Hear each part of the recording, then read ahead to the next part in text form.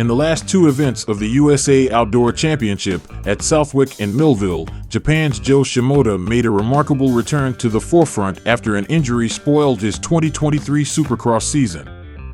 Excellent news, it will be present behind the grid of the SX of Paris in the SX2 category. At Southwick a few days ago, his duel with Tom Vial broke the screen, each winning a round and the Frenchman taking the general, his first victory on American soil. In Millville, Joe Shimoda only conceded in the final lap of the first round to the strongman of the 250 class, Hunter Lawrence. He then stood on the podium for the second time in a row.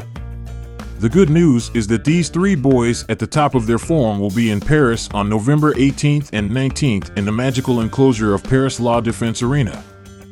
Best Japanese in history, at 22 years old, Joe Shimoda is simply the best Japanese driver to have ever raced on American soil. Turned pro at the end of 2019, he climbed to third place in the SX 250 East Coast Championship in 2020, becoming vice champion the following year on the same championship and then vice champion outdoor 250 2022 behind the untouchable Jed Lawrence, but ahead of his brother Hunter. His record includes 17 podiums in 3 SX and MX seasons, including 3 victories.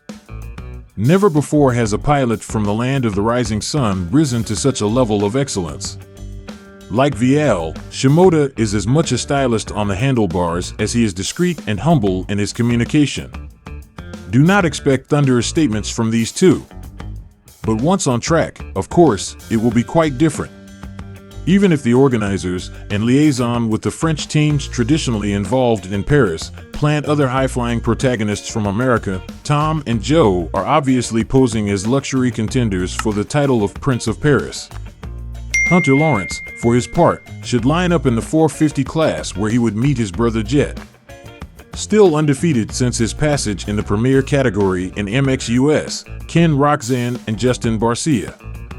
The organizers still have to confirm at least 2 other top American drivers so that, in each category, the field of this 40th edition of the Paris Supercross is the most beautiful presented in the last 20 years.